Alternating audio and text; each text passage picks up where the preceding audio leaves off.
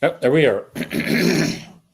We are live. Welcome to How to Build Your Own Home every Thursday from 5 to 6 p.m. Mountain Standard Time. We take questions from anyone in the world that wants to build their own home. And let me tell you, building your own home does not have to be complicated. The biggest cost savings is the removal of me, a general contractor.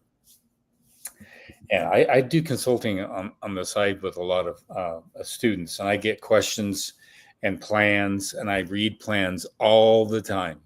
And I've made an observation about owner builders. They build more complicated homes than even a lot of builders build. They see an idea somewhere online, or they see a plan and they go, I really like that plan. And then they take it upon themselves to try to build that plan. And I've seen owner builders build things that I would never even touch because of the complexity and the risks and a lot of other factors that go into stuff like that. So I have a question for a lot of you owner builders. Why do you do that? Why do you take on such really, really challenging things? And then to make matters worse, you still want to try to do it all yourself. Now, don't be a DIY biscuit head. It just amazes me. And I think it's kind of cool in a way, because we all like to see someone take on something really, really hard they've never done before. But they take on things that even some experienced builders would just scratch their head on. And I guess that's because it's kind of cool to go at something naive, won't you think, Connie? It's just, if you go at it naive, you don't know any better. And then you get through the process and you go, wow, I can't believe I did that. Well, a lot of builders would say, I can't believe you did that either. So yeah, the more we know, sometimes it can scare us to like, oh, we don't want to go through that. We already know. Yeah, it's really, really, really funny. And I've seen probably a half dozen homes that I would not have touched with a 10-foot pole, yet owners build it. And I think that going about it blind is really, really a plus because you don't worry. You don't stress because you don't know what to stress about. You don't. You just take it as it comes. And I think that's probably a good way to approach life. Maybe we should all be owner builders in our own lives, and not have to sweat and worry. I think about foundation cracking, structural issue. I think about everything that during the course of the construction of a home. And I know a lot of builders, and this is kind of going with it in a different way, but I had a client about a year ago ask me, Keith, he wasn't a client, he just wanted some consulting, and I went and looked at a job site. And he says, is it normal for a foundation to crack this much? I go, it can be ameliorated. You can't stop cracking from happening. However, this is not the kind of cracking I would stand for. And come to find out, they didn't do any reinforcement in the slab. The slab was only about 3.5 inches thick. I go about 4.5 to 5 on a slab. It really helps things out quite a bit. And it's a little bit of an extra cost, but not that much. And I found that the less you care, the less stress you're going to have. The more you care, the more stress you're going to have. And it just goes with the territory, which is why I like doing spec builds. My daughter and I love doing spec builds because we don't have to, worry too much about the client issues and stuff like that. And the hardest thing was that, what's that, honey? There's less, not emotion, but calming people down of things that aren't familiar to them. Yes. Yeah. I was at my business networking this morning, and we had a really good business awareness report. And somebody started to talk about quality in their businesses, and how do you pitch your quality? How do you sell your quality? How do you tell somebody that your quality is different so that they might hire you for a service or what have you? And I brought up the idea that I care a little bit too much, and as a result, I'll stress over things, and that a lot of builders wouldn't care about, and so they can sleep at night, and I can't sleep at night. And it's really different between having a client that you worry and stress about, and then having a build job that you wouldn't stress about. I love doing a build for myself or I love doing a spec build, and we put it on the market when we're good and ready. And there's a lot to be said about that. And it's kind of why owner builders can take on really ridiculous projects and probably not worry about it as much as I would worry about it if I were building a home for somebody else. But if I were building it for myself, I have tolerances, and I can deal with those tolerances. But as a builder building for a client, I don't know what their tolerances are. I know what my tolerances are. And so it's kind of a little bit of a battle. But I just wanted to hands off to owner builders. You guys do some crazy things that even me, 20 years in the trades and in the business, I wouldn't touch. So I wanted to give you all some encouragement that going about it the way you are is probably better off. It's not that bad. It's pretty a really, really cool thing to do. Let's go. Everything's work outable, right? Like we've had a couple clients where like, I can think of 3 right off the top of my head. That one Pioneer home with no floor, or it was stacked on rocks. Like you had to lift. You were like, fine, like, oh, we're just gonna lift the house and put a foundation in, and I'm like, what? Whoa, And then you had another one that had a chopped up house, and they wanted to remodel it and make it open, and there are all these bearing walls, and so you had to bring in beams and things, and like it's all doable. It's just a matter of what's your budget. Yeah, when it comes to a home that's almost lost, but it's a historical landmark in a way, nobody knows what to do. Of course, I know what to do. And so I was comfortable. What gets stressful is the finish side. I had a really good client, a really sweet man. He asks me about a week ago, he says, Keith, what's your favorite part? And I go, you're not going to want to know. And he goes, I want to know. I love breaking ground. I love doing complicated things. I just don't like finish. Because that's when the owner builders or the clients really get into it. All the colors, all this and all the selections. And I just like to hand that off to somebody else. I go, I walk away. Mackenzie's good at that. Yeah, Kinsey's really good at that. I like walking away. Like, for example, we had a really, really, really bad rainstorm yesterday. All right. And I've got 4 homes that are under my management right now in the high mountains. And we had some rain, some hail, and really, really torrential rain. And no leaks. I went and checked everything. That was great. I felt really good about the product that I put out there. We had a small leak on a home we finished up here, but that's because we had a cricket behind a silo, and I had to worry about that. And I kind of knew that's what was going to happen. So we got that patched up real quick within 24 hours. And so I can go to sleep at night knowing how well I built the home, but the finished stuff is like, I've got some finished stuff coming up on a home that's really complicated. And so I think about it, stress about it a little too much. But once it's over, then I get excited about the new groundbreaking. So anyway, just some thoughts with regard to owner builders. You guys really do some amazing things. You do some complicated things. You do some challenging things. I know a couple that just took on an omniblock home in Texas, and they called me, and they were stressing over things that really they didn't need to stress about. And it's a lack of information. Once they got the information, they were all relaxed and they were good. They were good to go. Whereas other times it's not that way. Maybe they hired the wrong subcontractor, and the subcontractor was kind of in the dark about that particular technology. So the more you learn, the better confidence you're going to have. And then you can really take on some really crazy things, like building a home in Malibu that cantilevers out 125 feet over to the ocean. So, who knows? Whatever you think you can do, you can probably do. So let's take some questions real quick. I wanted to open that up with some really challenging things that owner builders do. Just a shout out for Heck K. They're in the contractor selection stage. Have takeoff prices from 3 different suppliers, including Lowe's, Lumber, 84, and Tabit's. Wish me luck. Okay, we're all wishing you luck. Okay. Here we go. Here's a question. Floor trusses or I-joists for crawl space? That's a really good question. I would not do I-joists at all, and I'll tell you a couple of reasons why.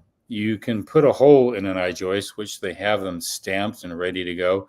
You just knock them out. It's about a 3/4 to a 1-inch hole. Anything bigger than that, you've got to saw it out, and then you have to saw it out just perfectly in the middle of it. But you're limited to maybe a 3 or 4-inch hole. The minute you start doing ductwork, all that ductwork has to drop below the TGIs. And TGIs have some deflection. They're not perfectly rigid like you'd like them to be.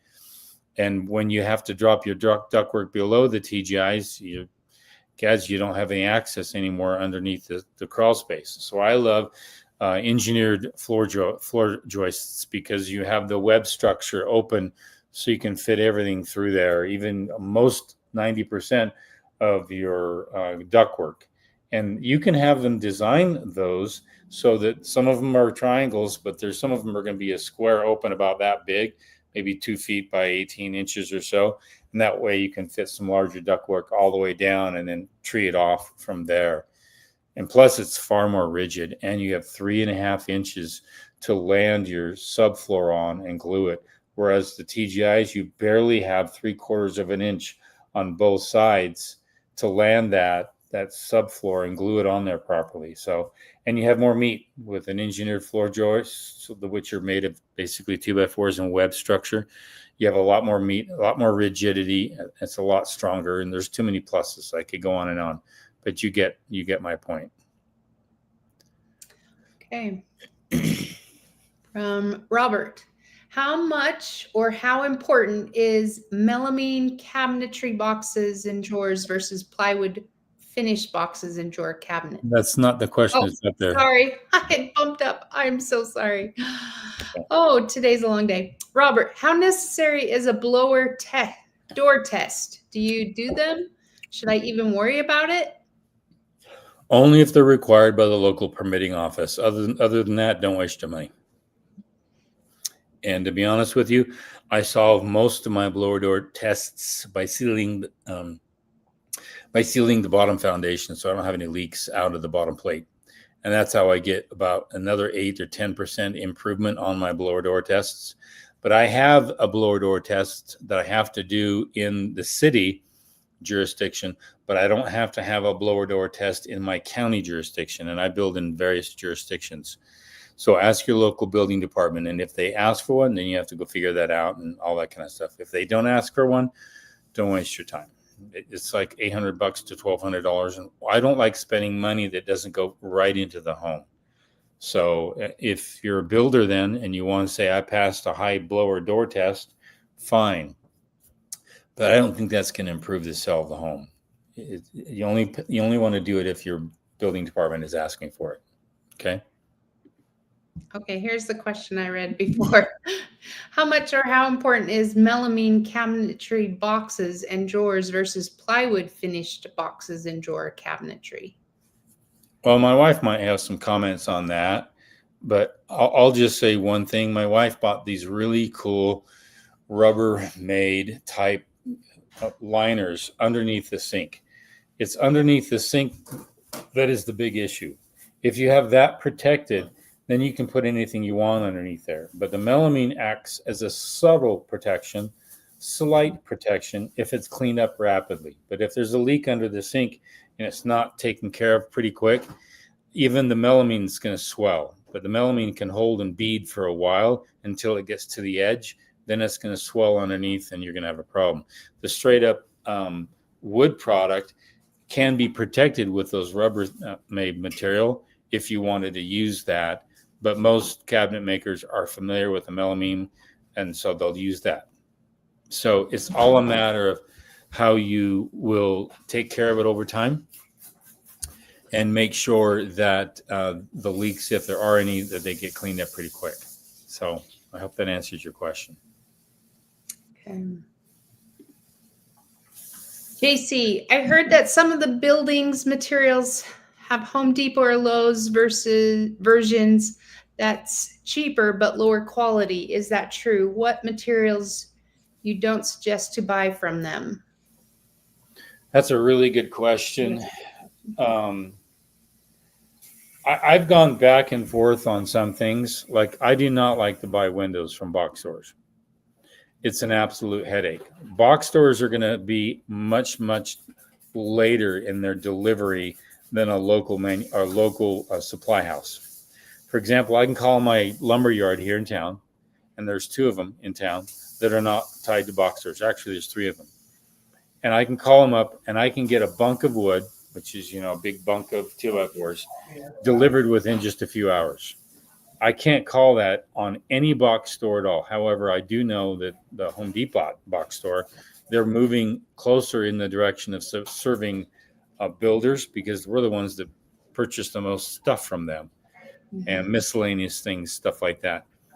I used to buy a lot of stuff from them. I buy less and less from them because we're sourcing stuff online and we're buying things in bulk, especially lighting and stuff like that.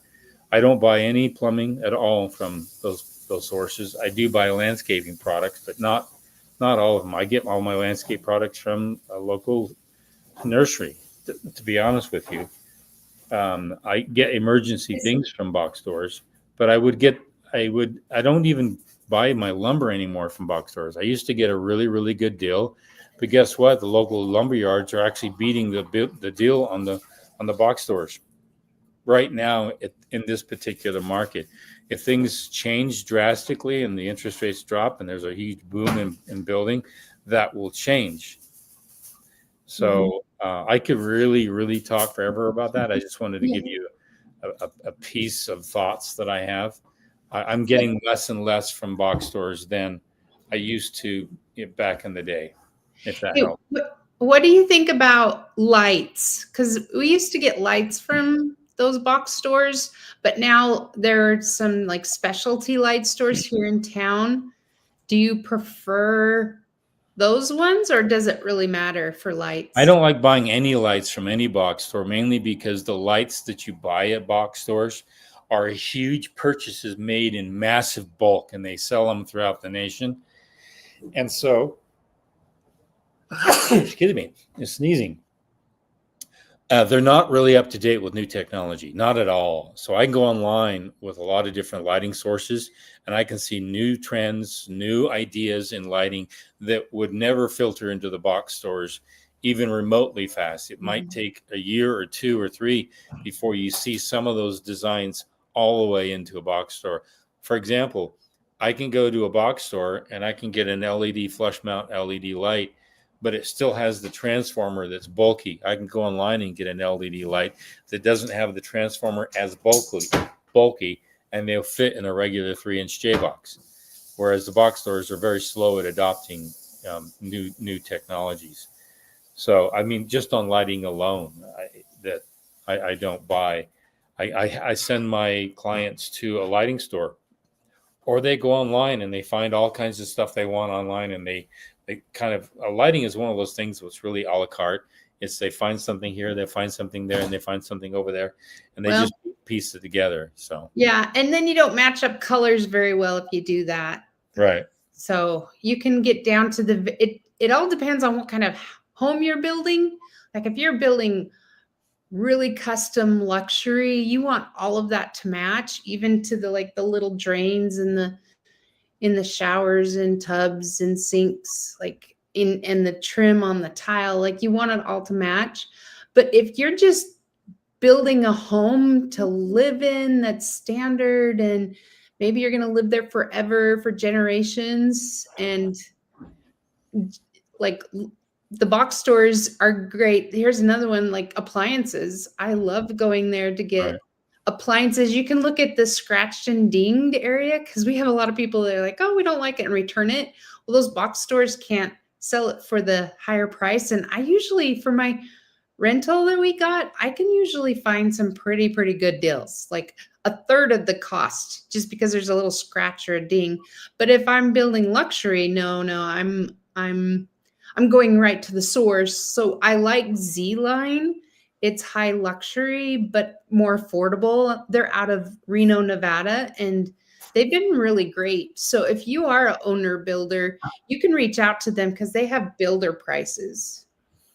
Just say you're a builder, and you can work it out with them. So I hope that it's a really loaded question. So there's a lot to consider there. So. Okay, here's another one. Robert, I got a drywall bid to increase from 1/2 inch to 5/8 inch drywall. It increases about $4,000. Is that worth it? No, not at all. You can take that $4,000, you can probably put it on insulation on the outside of the home, to be honest with you. And that would be just 1 inch, and it wouldn't change any flashing or any need for flashing at all. And you can probably put 1 inch of mineral wool on the outside, and you would increase your R value, increase your sound deadening quality, and increase your fire retardant capacity, and eliminate mold potential on top of all that. This is a really good question, because sometimes we see, we get pitched an option in an estimate. We can increase that thickness just this much. It only costs you $4,000, and we think that's nothing. Well, that's really almost a 75% of the way of buying the insulation to wrap your entire home. Now, that's a better deal. That's value. So always think about the additions and upgrades that subcontractors are trying to sell. Now, you're going to have that 5/8 in the garage, because that's fire rated, but you don't need it throughout the rest of the home. Put your money in a better arena than thickening your drywall.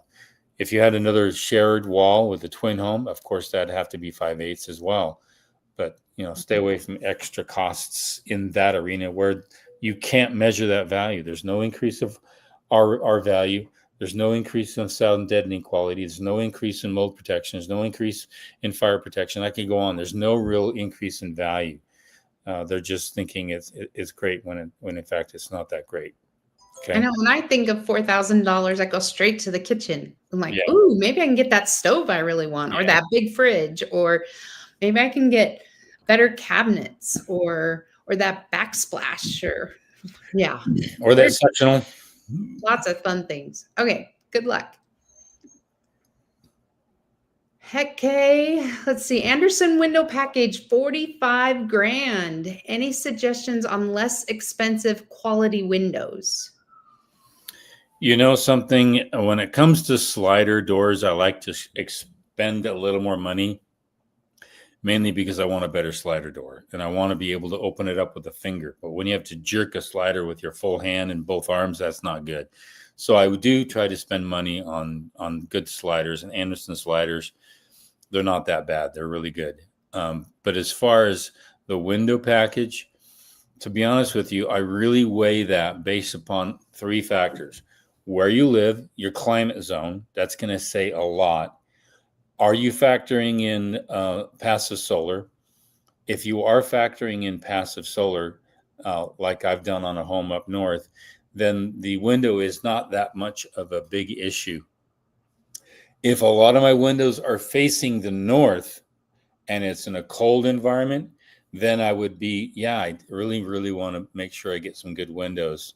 And you might even think about double pane or triple pane, or, all that. But to be honest with you, all windows today that you buy are double pane, and they have argon gas in them, and they have a thermal break embedded in the framework. I would try to spend money into an arena that might give you more value. Like you might not want white vinyl. You might want black vinyl, black on black on the inside. It's kind of a trend right now. Looking at where trends are and spending money there, but then still getting affordable windows, and even going to a box store if you so choose, or to a local supplier, and then getting some regular builder grade windows. And there's a lot of them out there. To be honest, I build a lot of high-end homes, and I don't put a lot of money in windows unless the client actually wants it. And I'm very clear about that, because I design my homes to capture passive solar, so it's comfortable all day long. And then I don't have to focus on the window. I'm giving you just a real nuts and bolts on this whole approach. And I've looked at windows left and right. You wouldn't believe how many manufacturers there are for windows. I mean, I thought about trying to do videos on windows. It's insane. It's crazy. There's so many manufacturers.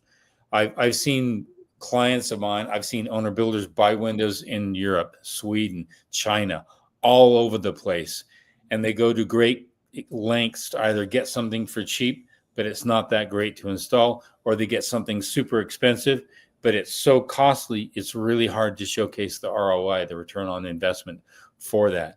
That's why I put all my money into design, better installation, better finish, not just the fenestration. Fenestration is a short word for windows and door openings. That's what fenestration means. But I put money on the exterior. I put it where it really matters to me. And I hope that answers your question. No matter what you do, that window opening is still going to be a leak for heat and cold. It's going to be a leak. You go up to a window during the cold at night. Let's say it's a vinyl window. You still touch that window, even though it's double pane window, it's still going to be cold. Your windows are the leaky parts of your home. They will wick cold and heat through that glass. The argon does the best job it can at being that divider, that thermal break, but those are the weakest spots. The best thing you can do is not put a lot of windows on the cold northern sides of the home where it's going to be a constant problem. If you have that's why climate, it really says everything. Like if you're in the Northeast, you have to have windows that can sustain high winds, and they have to have a rating that deal with the high winds. If you're going into high altitude, I can build at 10,000 feet, or I can build at 2,000 feet. If I'm building at 2,000 or 10,000 feet, I have to have a different argon gas PSI in those windows built for that high altitude. So again, climate says everything about windows, and then after climate, design, and after design, the real cost that you want to expend in windows. So I should do a whole post on that, honey, shouldn't I? It's a lot of it's building science. The more building science you know, then you can make a more informed decision on what windows to buy. Okay. Leanne, I have 2 corners of the house that can't have gutters. Should I have some sort of leader boxes made attached to the corners to catch the water down to a downspout, or should I do an in-ground drain?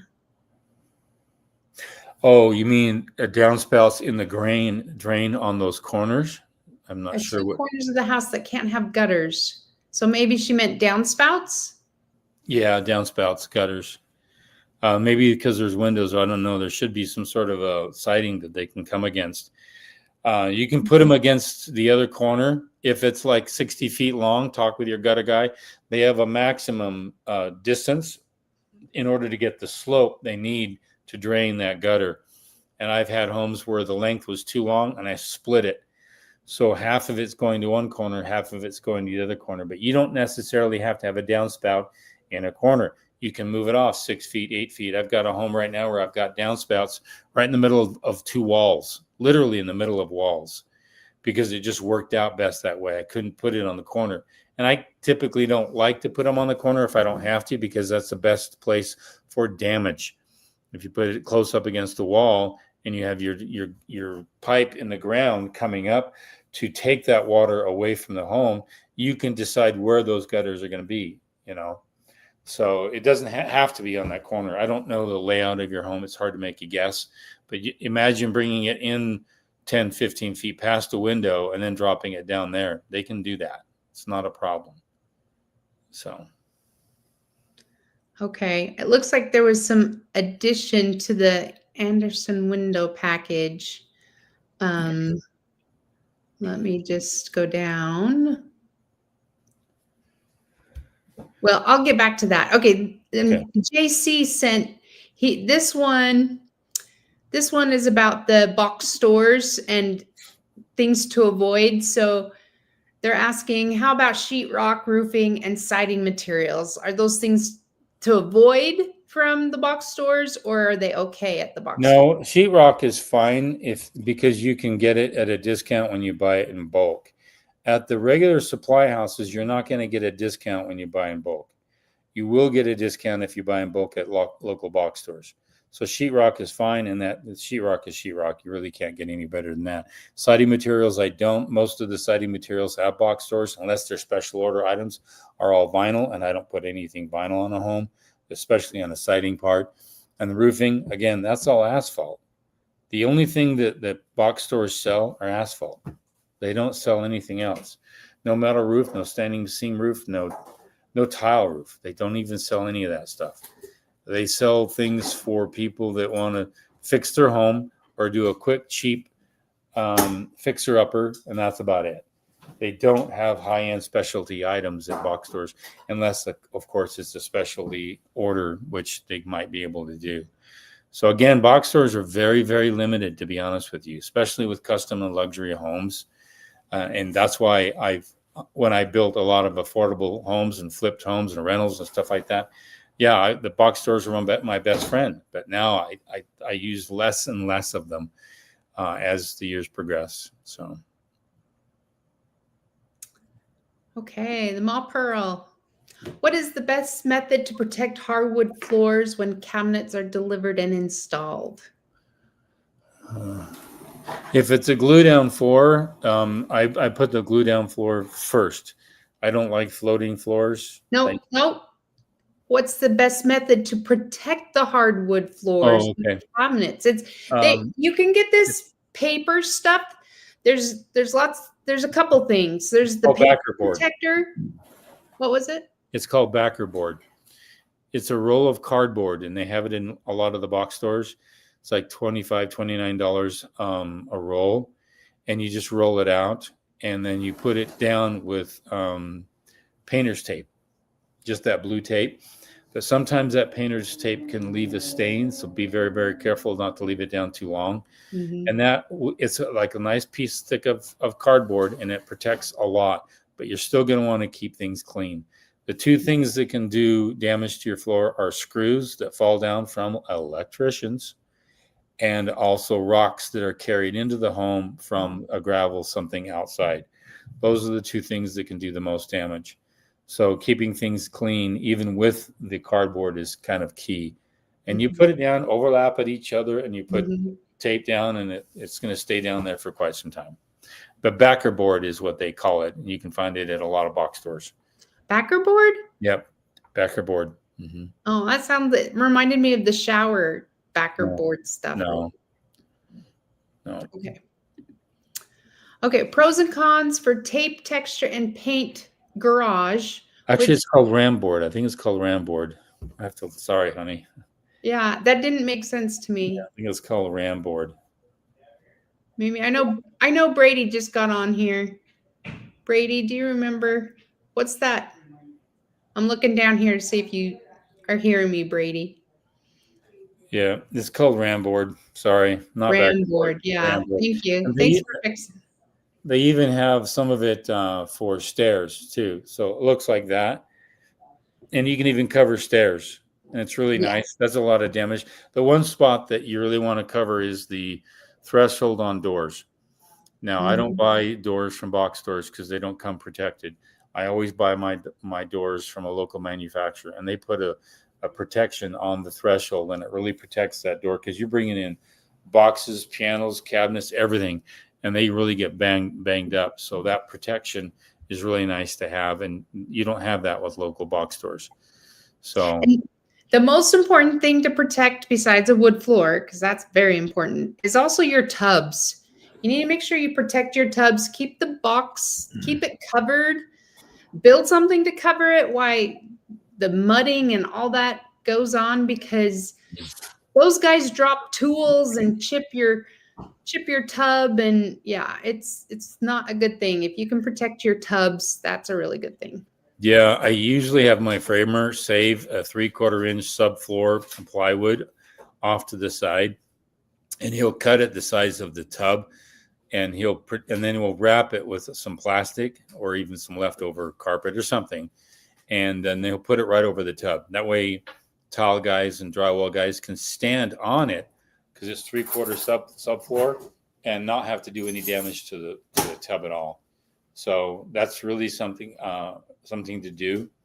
But you can ask your framer to do that in advance if they see the tub there, and you may want to have your plumber deliver it so that he can measure it, and then he'll cut it and have it ready for you. Yeah. And somebody don't take that plastic off. I know Yeah. some people are like, so excited it's here, unwrap it. No, don't unwrap it. Somebody ought to build. That would be a business to protect, a tub protector, and it'd be cool. Okay. Here we go. Any need to put cement board in the bathroom floor? A lot of tile guys don't use that anymore, mainly because if there's a difference in elevation, it's really hard to fix that.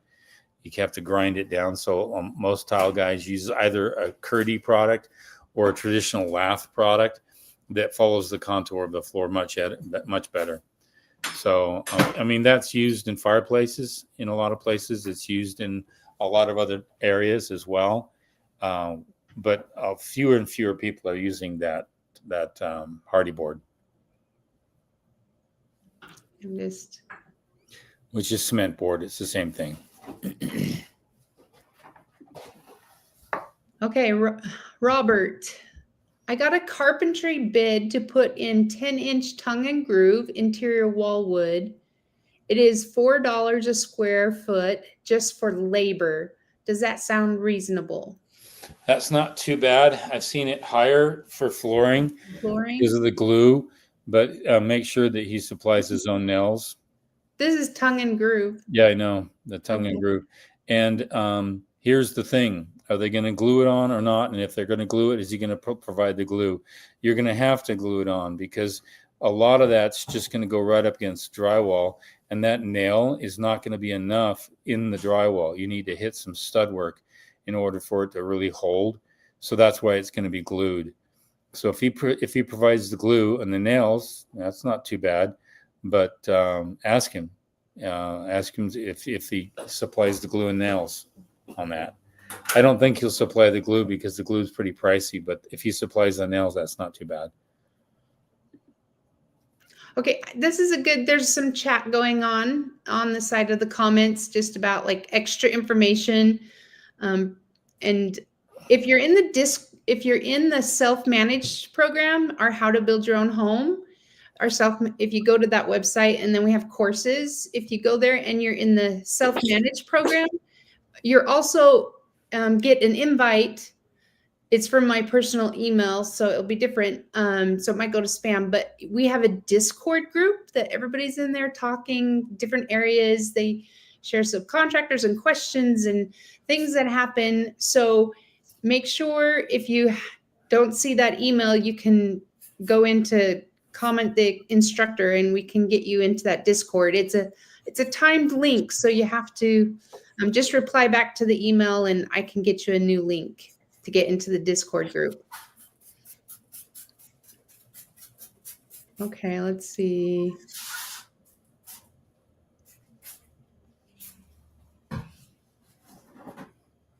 Okay, Brady's talking about something that happened to him about windows. Okay. The short of it is we used custom triple pane windows from Dorwin in China and had the center pane shatter from heat this weekend because the center pane was not tempered like the outer panes. Wow. Yep. And then he goes, Anderson triple pane have all three tempered. Never would have had the problem with them. Yep. You run the risk of buying something overseas, especially from China.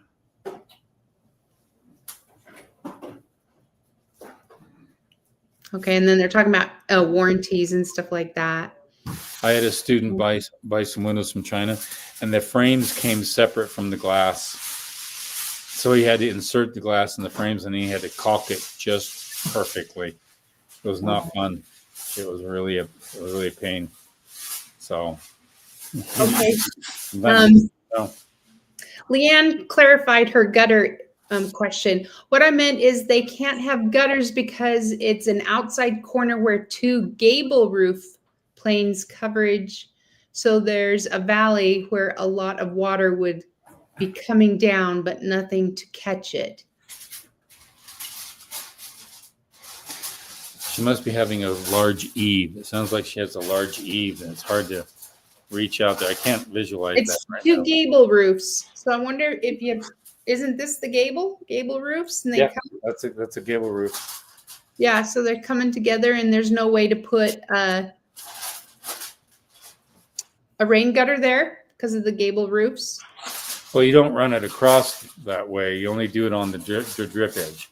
You only put a gutter on the drip, the shed that's coming down this way, and at the very bottom of where the softened fascia and the eave are. That's the only place you put the gutter. So. Leanne, maybe you need to send us a picture in the Discord because I'm pretty sure you're in Discord. Yeah. Okay, here we go. If you had the option to choose CMU or poured concrete crawl space, what's the better option for North Carolina and the clay consistency there? That's a good question. It'd probably be just a solid concrete. I wouldn't do CMU wall, mainly because the CMU wall is a lot more labor to install than the concrete. And the concrete would be a solid pour. The CMU wall could have some separation, even though you're going to have rebar in it. You could have some separation between the grout lines, and you could have a possibility of leak, a greater possibility of leaks in that than a solid concrete. I've dealt with both. I've dealt with CMU wall guys, and what's going to happen is you're going to pay more in labor. And when you start paying more in labor, two different subcontractors, by the way, when you start paying more in labor, you're taking away more money in actual materials in the home. So always put your money into materials, and then you put your money into labor, but don't start spending double on labor. I once had a concrete guy talk me into doing a 1.5-foot stem wall with a CMU block. And so I hired my mason to come put it in, and they wet set him. So he poured the concrete, had everything level just perfectly. All they had to do is plop them in, pop. And he put in the rebar that would bend into the slab foundation. He charged me $3,200 for that. And I just about flipped. And I go, you're going to charge me $3,200 for work that took you less than two and a half hours to do, and it had no material on your side, and I supplied all the block? I had to push back on him. So anytime you're increasing your labor by having another subcontractor come in and do something, whereas just one subcontractor could do, you are going to pay more in labor, whether you like it or not. So if one subcontractor can do it all with a stem wall, then great, do it. Unless for some reason the engineer, or some reason the climate, or some reason the site logistics are telling you to do it a different way. But if not, go with a full concrete rather than the CMU wall. Okay. Ma Pearl, I'm sorry. I did see this question and then I forgot to go back to it. She says, pros and cons to tape, texture, and paint garage where the washer and dryer will be. I would prefer to have it all done because it just has a cleaner feel and you can keep it clean, especially if you have to go in there all the time with the washer and dryer. That's just from like my personal opinion. Keith, what do you think the pros and cons are to having the garage taped, textured, and paint?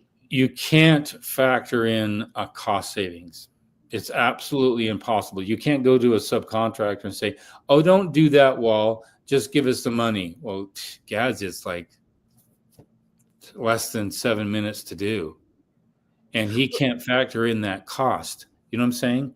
So just have it all done and not try to parse out things that you don't want done in texture, thinking you're going to get a cost savings. Well, sometimes people don't do their garages. They don't tape, texture, and paint their garages. Yeah, let's just focus on the laundry for now. No, well, her laundry's going to be in the garage. Okay, then just do it. I would just do it because it's not that much more. They've got to tape it anyway, and when they tape it, they've got to sand it down to get it smooth. The texturing is just nominal. It's right. It's hardly anything. And a lot of times when you resell a home and you open up the garage, they see it as unfinished.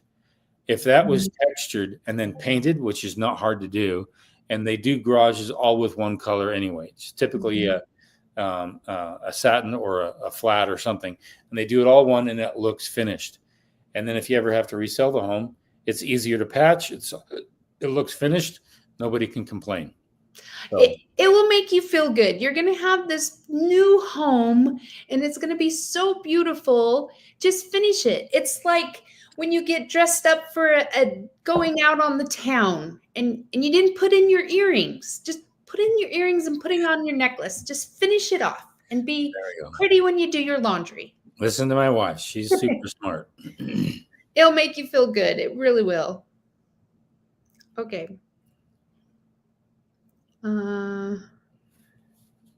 Okay. So here she is, back to the gutters. There's no eaves or fascia. Keith, are you there? Yeah, no eaves or fascia. Yeah, I really need a picture now. Yeah, I really need a picture now. We probably have a what's called I call them what do you call them? Monopoly house. Well, they're just flat. And the roof comes down flat. Oh. And I'm thinking that's what you're talking about. No matter what, you have a few inches or you have a half inch where the you're going to want a gutter there if that's the case, because that gutter will fit underneath the drip edge. So the water will come off, and rather than go right straight down the house, it's going to go into that gutter, and you're going to find it down to your house, down the side of the house. So if you have no eave and no fascia at all, you still have the ability to you're going to have a drip edge, and that drip edge is going to be about 2 to 2.5 inches aluminum, and it's going to come off that roof. And the drip edge just bends out like a 1/4 inch at the very bottom. They can slip the rain gutter underneath that, and then that will capture anything coming off the roof.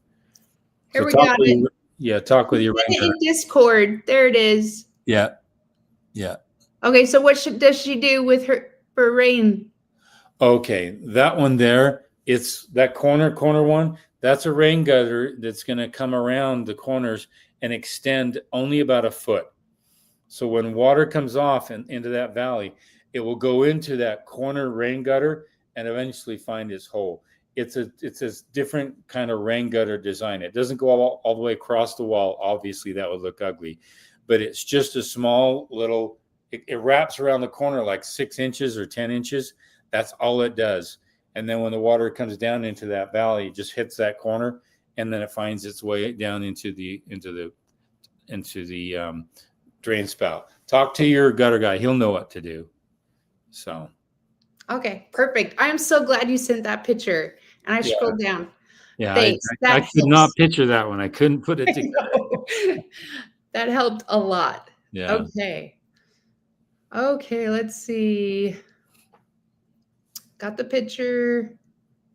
Oh, also the Ma Pearl, she says that it's going to be used for recreation also. She'll put on the earrings. Okay. I'm going to see a picture. But recreation, that's fine. That will be good. Oh, here Doug has a comment for Leanne. Hang a chain and let it take the water down to a drain. I've seen those. We have a couple of those in Cedar City. I had a client up in the mountains, and he had to design for a home. This is going to sound awkward, like that picture you just sent. Imagine that corner, and that's where the front door is. And so all the drainage is coming right off in front of the front door. And I had an architect do that to me, and it was not fun. I had to do some real finagling to redirect the water away from falling right in front of the home. Architects are not that smart sometimes. They just design things because it looks trendier, it looks pretty, but they don't look at the functionality of it. And the biggest functionality is water flow. If you can't think in terms of where water is going to run and how it's going to be captured, then you shouldn't be designing homes. You should be living in them, not designing them. So. Okay, so I'm just coming in for some technical things because it looks like Leanne can't see all the comments, and Brady got a point that I didn't know about this. that it's possibly because we are doing the 2 streams. We're on a system called StreamYard, and so it has all this. We're also on Facebook and LinkedIn and some other ones. So it's one place where we can stream all at the same time. But I didn't realize that the comments are not everybody can see all the comments. So this is new to me. And I'm just going to hit a button to see what this does.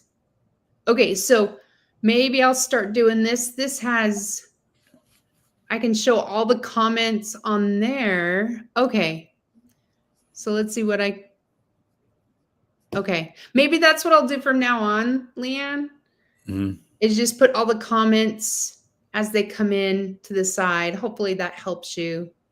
Yeah, on that question, the comment that Doug left in Utah regarding having a chain, let it take the water down a drain spout. That's great. Unless you're in a cold climate, you need to heat that with a heater element, because you could build up so much ice on that chain, it could actually rip down the entire downspout and the entire gutter system. So you'll see, look, when you're in mountain climates or cold climates, where they even rain gutters, they will take a heating element and they'll shove it down that downspout to make sure that it all melts. Otherwise, it can clog and build up. And then the weight of that builds up to the point where the entire thing just comes right off the wall. So again, climate says everything. It tells you everything that you need to do and how to do it. And that's why whenever people leave a question, I go, my first question is about 90% of the time, where are you in the country? What's your climate like? And then it tells me everything about your building science and things you need to look out for. So anyway, I think we're done there today. Yeah, I just want to see what it looks like when I add a comment here. Okay. I want to see if it shows. So I'm putting a comment and then you can see, it looks like okay, Facebook comes up. Okay, now I hope you guys can all see. Yeah. Now we can see the Facebook. You can see all comments. Yeah. Okay, we're done for the day, everyone. Thanks. We'll be here again next Thursday from 5 to 6 p.m. Mountain Standard Time. Go to howtobuildyourownhome.com if you're looking to get some help with being your own owner builder. It's got a checklist, a budget to die for, draw sheets, subcontractor agreements, and video instruction throughout the entire process. It's very, very invaluable.